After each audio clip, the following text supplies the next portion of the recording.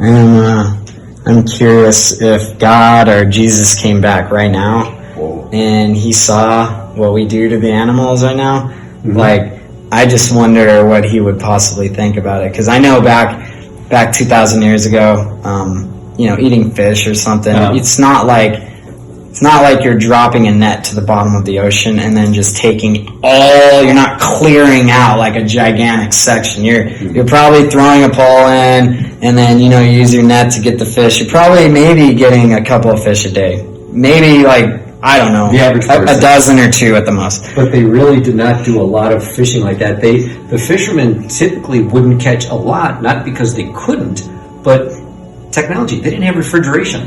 Mm. You get a fish, it's only good. Have you ever smelled a fish out in the sun a day later? Oh, yeah. Okay, they only caught what they knew they could sell. Mm-hmm. It was very little compared to what people imagine. And again, what they could sell in a city where people are very poor, they couldn't sell very much. Mm-hmm. Okay, these people could not afford this kind of stuff when they would just go for the veggies, which were cheaper and more easier access. Unless, of course, it was free and they were fishing it themselves. I'm talking about the fishermen supplying it. Mm-hmm.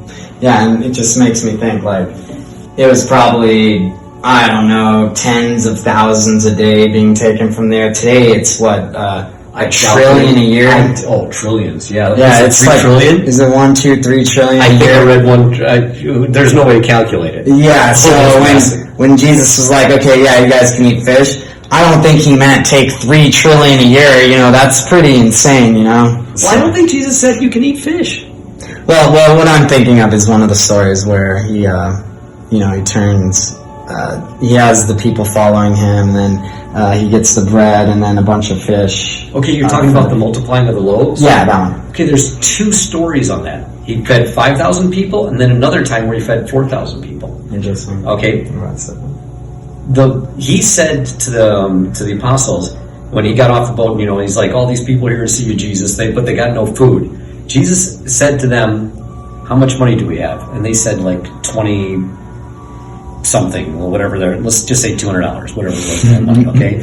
And the apostles are like, what are we going to do with this? He says, go buy bread. He didn't say go buy fish, okay? And he said this to fishermen. He didn't even tell them to go fish. He said, go buy bread with whatever money we have. And they go, we don't have enough for everybody. He says, see what the people in the community have brought, because people would bring food. Mm-hmm. So they collected it, and they said, we collected these baskets of bread and these few fish. Some kid brought fish.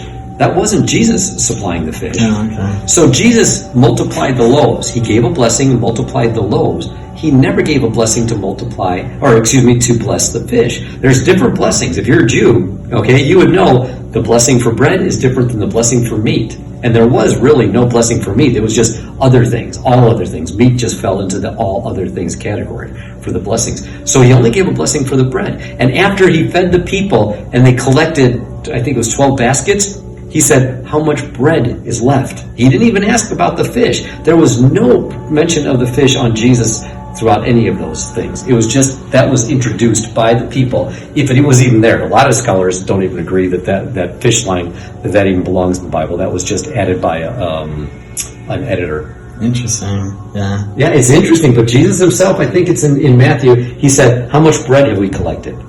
He doesn't even acknowledge fish was there. I think it was Matthew. I wonder if Jesus was a vegan or vegetarian, or if he would be today even. That's you can't prove that, at least from the scriptures. Now, there are other non-canonical gospels. Those are the ones that Christians don't believe in, that they were written at the time. Mm-hmm. And there's a lot of evidence that points to Jesus' family being vegetarian. So the chances are, if his brother and his mother and everybody was a vegetarian from what the non-canonical writings say, there's a good chance Jesus was brought up vegetarian too. All right? But the Christians won't accept that, so I kind of avoid using that. I don't need to go there when I'm arguing with Christians, because it's just one more headache to overcome. I'd rather just focus on the vegan message and not so much that. I don't argue that you can't eat meat. I argue that today you shouldn't.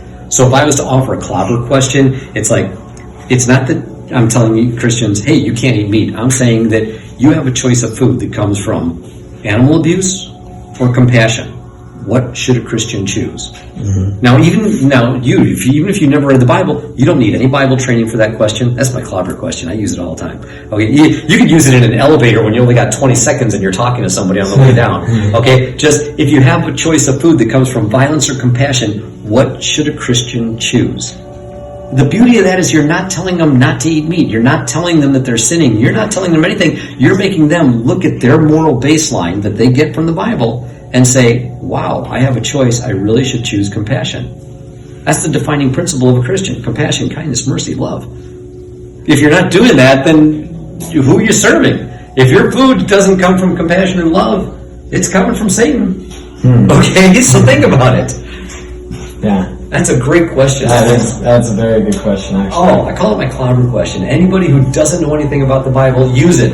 And don't let them, they're always going to, well, Jesus ate fish. You know, they'll always try, okay, we could talk about that later, but tell me, what would you choose? What should you choose right now in the 21st century when you could get in your car and you can drive past a dozen grocery stores, something the apostles and Jesus and, people in the first century Palestine never had access to? All right? You've got access, so you've got a choice. What should your choice be? Exactly. That's all you got to do. It doesn't take any Bible training. Yeah, and that's a great question because anybody who claims that they are Christian, meaning they're following Jesus's words and his actions, would know that he would not approve of violence. He's more about compassion and love. I mean, that's one of his great commandments that he said, right? Yeah. And I know I'm Buddhist, but I do know a little bit about the Bible, though. Okay, I'm just saying, but a lot of the people in our group and all the vegans I talk to, so many are atheists. I originally wrote my book with the atheists in mind, but then I started expanding it to, okay, well, there are some Christian vegans, not many, but then all of a sudden I realized, wait a minute, there's this whole world of Christians that hate my guts, that eat meat. And they're the ones that are reading my book more than anybody because they just want to prove me wrong. And I'm like, bring it. I don't care. I just...